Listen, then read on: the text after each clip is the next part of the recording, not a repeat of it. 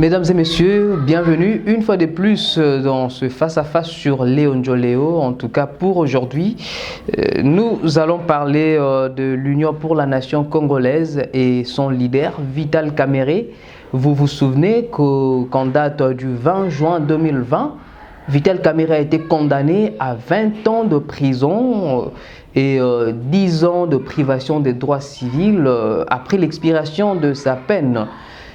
En tout cas, ce qui dit que Vital Kamerhe ne pourra pas se présenter comme candidat ni voter en 2023 pour les élections générales. Et pour en parler, ce soir, certainement, nous allons parler aussi de la santé de ce parti politique. Pour en parler, nous recevons sur ce plateau Maître Popol Machuka. Il est vice-président de la Ligue des jeunes de l'Union pour la nation congolaise, ville de Kinshasa. Maître Popol, bonjour. Merci beaucoup, messieurs les journalistes. Merci également à nos téléspectateurs. Vital Kamerhe en prison. L'UNC s'est affaibli au regard de l'absence de son leader qui ne cessait de prendre à bras le corps ce parti politique. Merci pour votre question. Je dirais préalablement que l'INC n'est pas affaibli. Pourquoi ce parti n'est pas affaibli? Parce que préalablement, l'INC, c'est une idéologie, c'est une doctrine, c'est une pensée qui dépasse la dimension existentielle. Nous, en tant qu'INC, nous avons une idéologie qui ramasse un certain nombre de valeurs.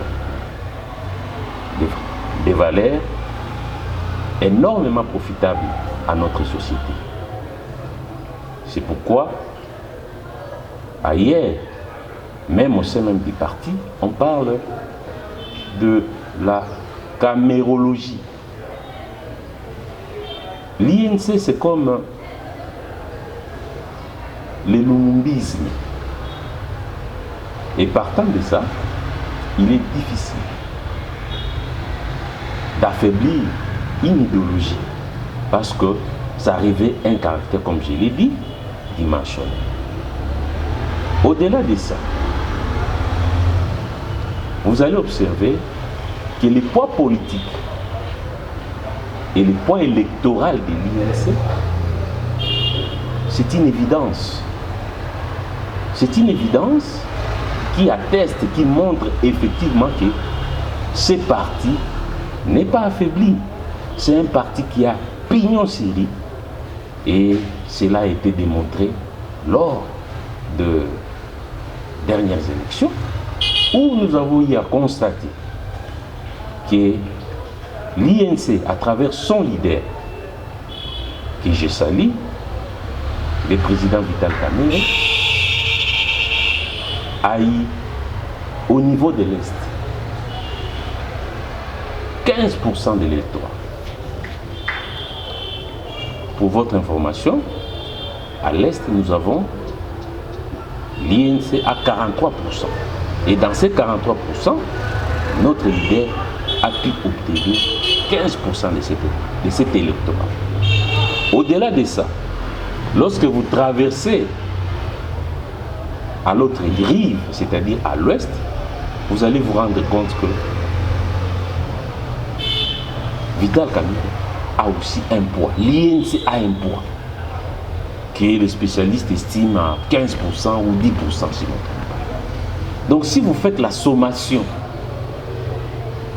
de ces chiffres, vous allez vous rendre compte que dans notre pays, rien, alors rien en ce qui concerne la destinée politique de ces pays, la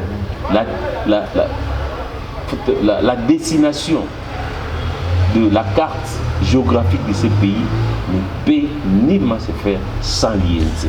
Donc l'INC, c'est un parti qui n'est pas affaibli, c'est un parti de l'avenir. Vous avez évoqué quelque part l'idéologie camériste, la doctrine camériste. Qu'est-ce que cela veut dire? C'est-à-dire qu'à l'absence de Vital Kamerhe, l'UNC peut disparaître vu que son leader incarne cette idéologie.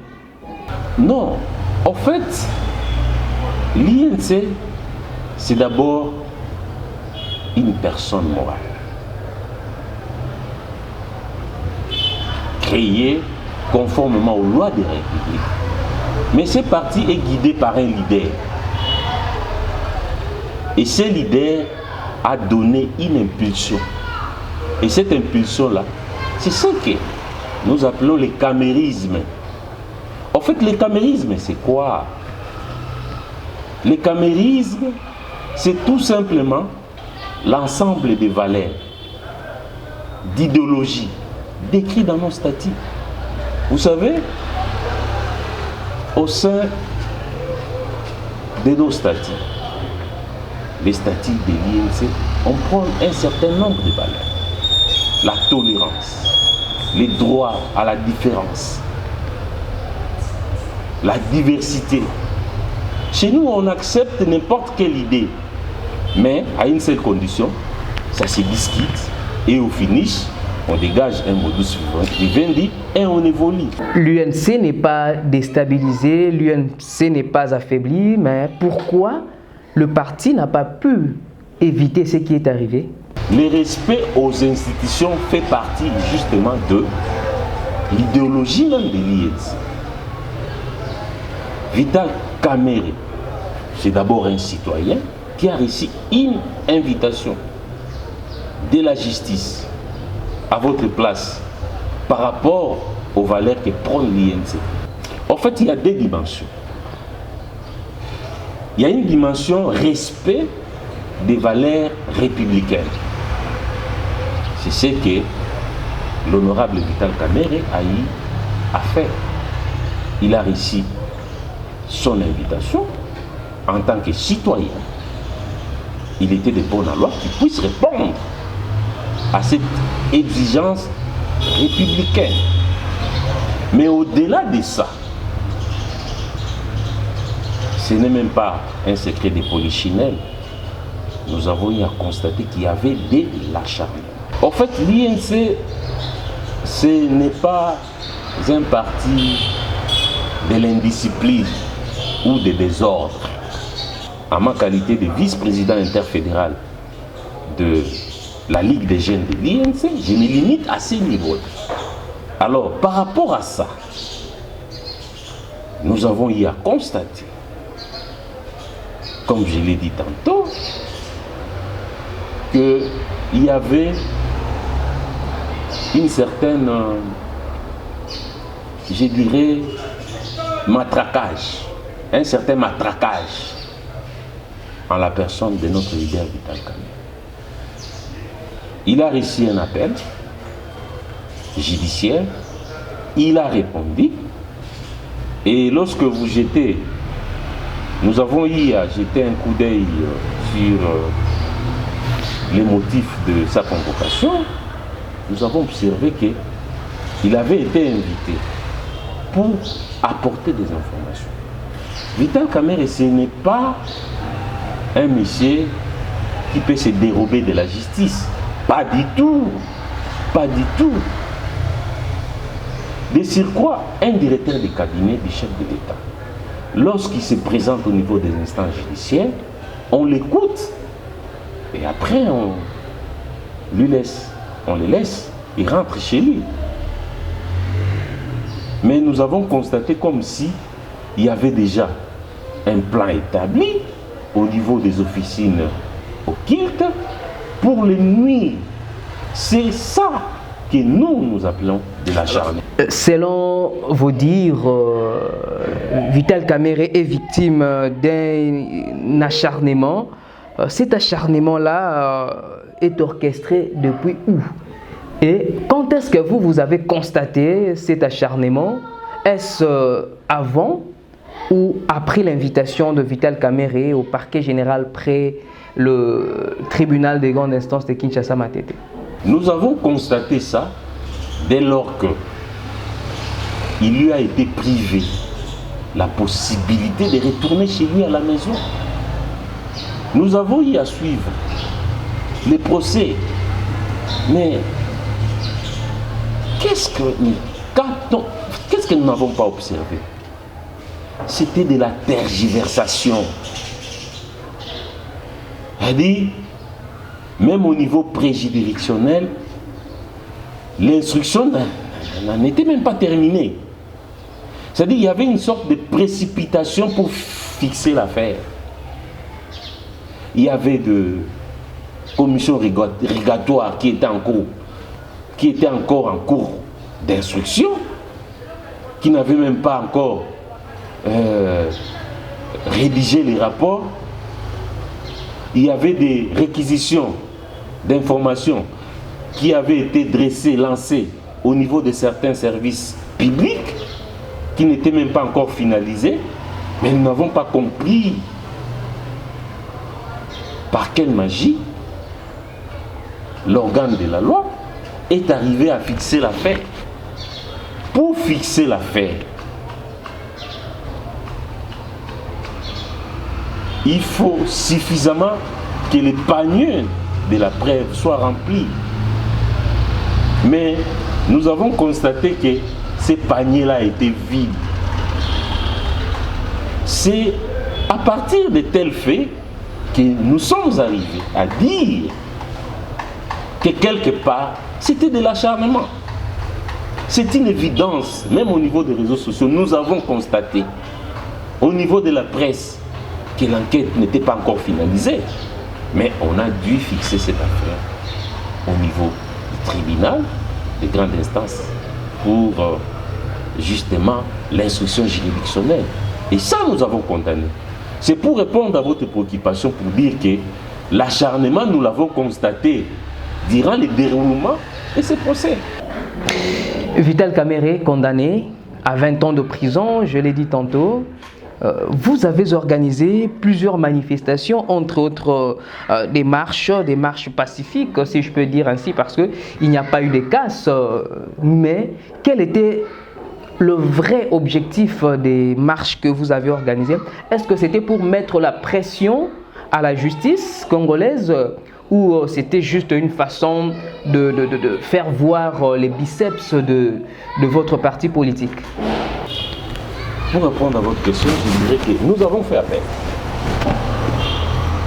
Et l'appel a des conséquences. Cela veut dire que la condamnation du premier degré est suspendue. Et mon président, le président Vital Kamerhe, est toujours présumé innocent. Parce qu'au niveau de l'appel, j'ai des informations qu'il y a des détails incroyables que nos avocats, que les avocats de notre président national, de mon président national, ont pu réunir, qui vont démontrer davantage l'insuffisance du premier degré et aussi l'innocence de mon président. Donc, ce qui s'est passé, c'est quelque chose de déplorable. Je ne suis pas là pour commenter les décisions judiciaires. Mais nous avons eu à suivre les cursus de ce procès. Nulle part, on a pu démontrer la traçabilité de fonds détournés, des fonds que Vital Kamerhe aurait détournés. On n'a pas eu à démontrer ça. Maître Popol, vous avez si bien dit que vous avez beaucoup de détails. Les avocats de Vital Kamerhe ont assez de détails qui démontrent que le procès a été orchestré, le procès a été machiné. Mais pourquoi est-ce que vous envoyez encore vos militants dans la rue pour aller réclamer? Nous sommes républicains préalablement. Et c'est une possibilité constitutionnelle. Lorsqu'un citoyen de ce pays n'est pas d'accord avec une démarche, la Constitution lui donne la latitude de s'exprimer de manière démocratique et pacifique. Notre marche, la marche de l'INC, c'était une démarche normale qui cadrait avec les lois de la République. Donc, en marchant pour exiger l'acquittement de notre leader, pour exiger une justice équitable, nous avons rentré, nous avons ramassé, nous sommes rentrés dans l'esprit et la lettre même de la Constitution. Théoriquement, nous croyons en cette justice. Okay. Nous avons eu à marcher. Mais en marchant, nous avons aussi sollicité l'implication du chef de l'État par rapport au bon fonctionnement de la justice. C'est l'occasion aussi pour moi de profiter pour vous dire ceci. Certaines personnes comprennent mal l'implication du chef de l'État dans la justice.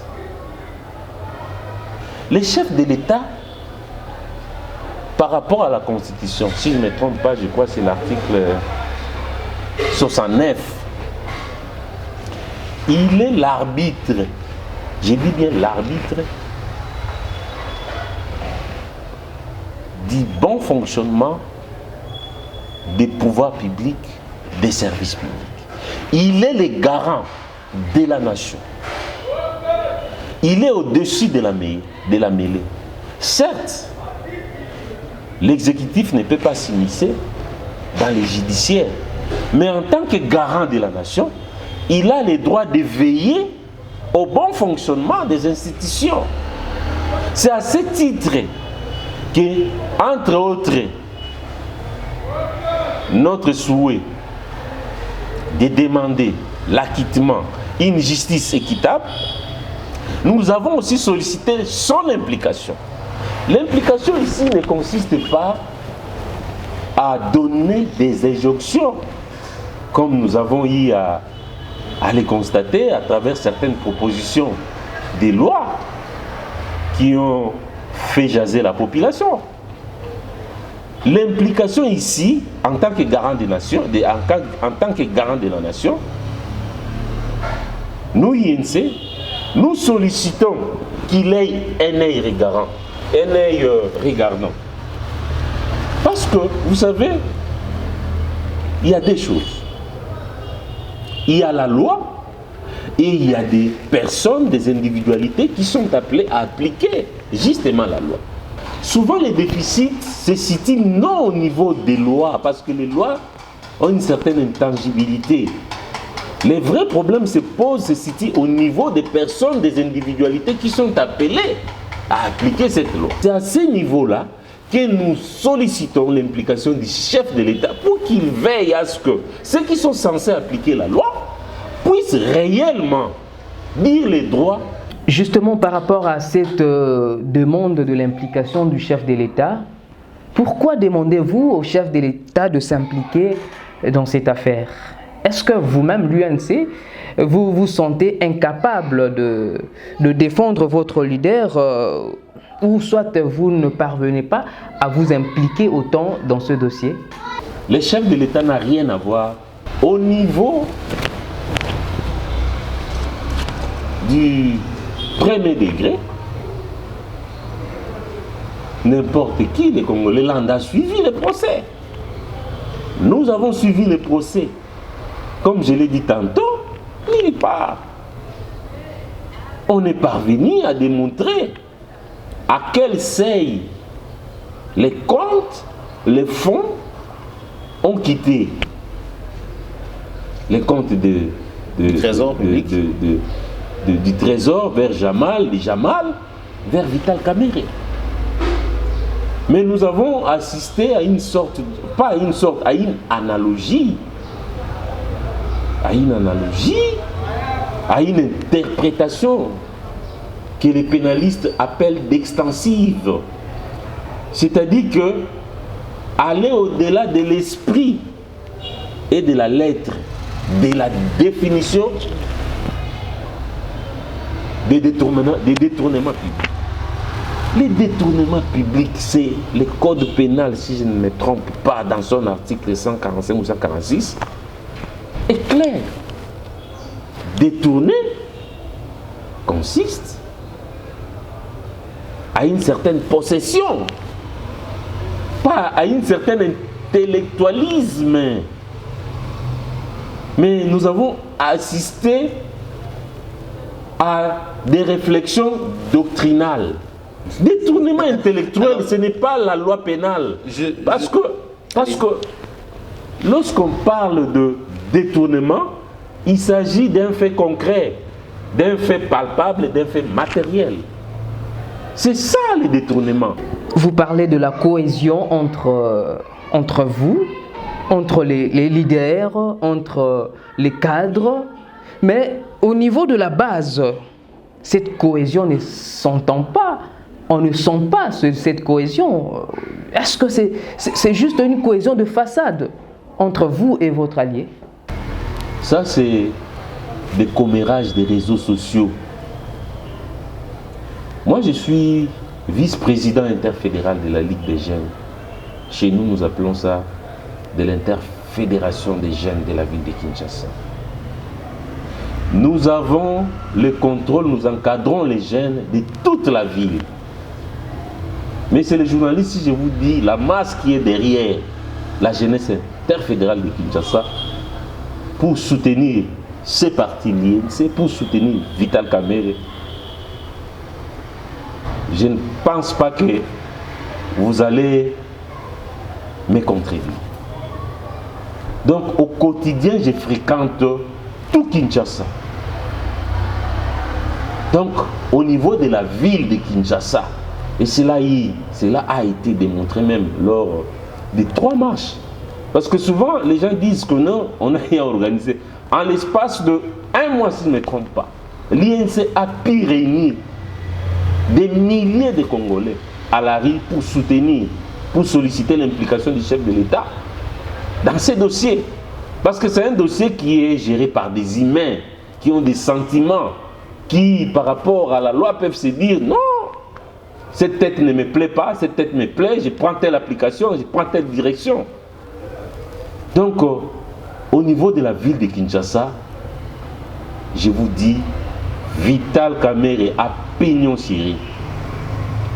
Ce que vous avancez là, sont des fake news. Mais attendez, je vais vous donner quelques exemples. Quand Vital Kamerhe est arrêté, il était invité au parquet. Après l'annonce de sa mise en détention préventive, nous avons vu comment est-ce que au sein de l'UDPS, les gens ont jubilé. Vous parlez des militants de la base. Mais il y a eu quand même des cadres que je me réserve de citer les noms ici, ont jubilé pour l'arrestation de Vital Kamerhe. C'est ça vraiment la cohésion que vous prônez, c'est ça, n'est-ce pas de l'hypocrisie? Il n'y a pas de l'hypocrisie, je vais vous le démontrer. L'INC est présent au gouvernement. Donc c'est déjà un baromètre, c'est un thermomètre qui montre que non, la coalition cache. Entre les leaders de la coalition cache, il n'y a pas d'anicroche. Au-delà de ça, nos leaders, les leaders de l'INC et les leaders de l'IDPS sont régulièrement en concertation. Parce que la vision actuelle, c'est quoi? C'est la mutation du cash, de la plateforme électorale vers une plateforme politique. Et les contacts sont là, au niveau de nos militants respectifs. Il n'y a pas de problème. Mais c'est plutôt au niveau des réseaux sociaux où des manipulateurs de conscience matraquent en doctrine les esprits faibles. Vous avez suivi, vous êtes de la presse, certainement vous êtes suffisamment informé par rapport à l'évolution de l'information, que Facebook a identifié certains manipulateurs de conscience. Alors, ce sont ces personnes-là qui distillent n'importe quoi et qui donnent l'impression comme si c'est de l'évangile. Apparemment, Maître Popol, le courant ne passe pas du tout, ne passe plus, je peux dire ainsi, entre l'UDPS et l'UNC. Et à la prison centrale de Makala, nous avons vu le ballet diplomatique qu'il y a eu lors de ces derniers jours. Vital Kamerhe a reçu plusieurs personnalités, entre autres M. l'abbé Donatien Cholet, qui est le secrétaire de la SENCO. Il y a eu Némi Mouilania, qui est le coordonnateur du FCC, qui était venu avec Norbert Bachengezi.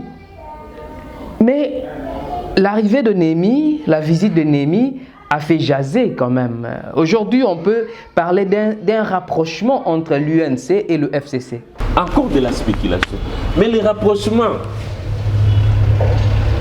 de l'INC et du cash, mais c'est irréel, c'est une réalité.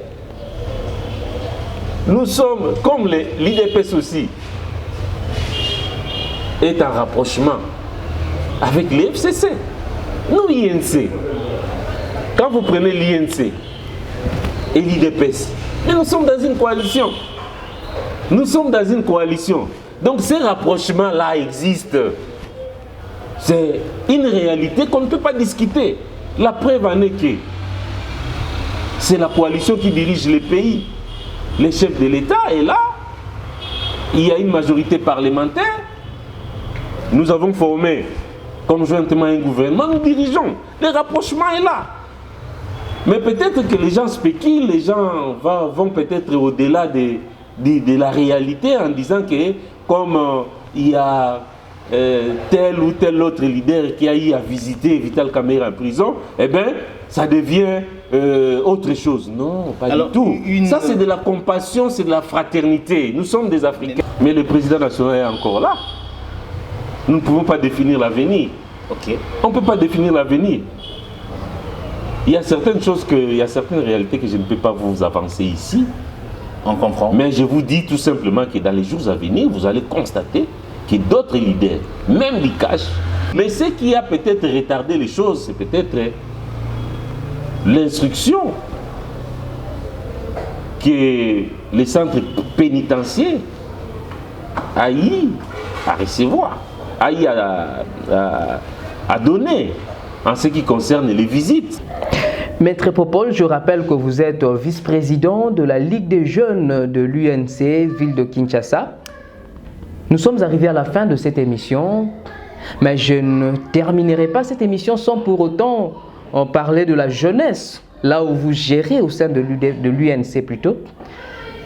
Avec l'absence de Vital Kamerhe, la condamnation de Vital Kamerhe, comment se comporte aujourd'hui la jeunesse de votre parti? Est-ce que c'est une jeunesse qui se sent dépaysée, abandonnée, ou c'est vraiment une jeunesse qui est impliquée dans les activités du parti?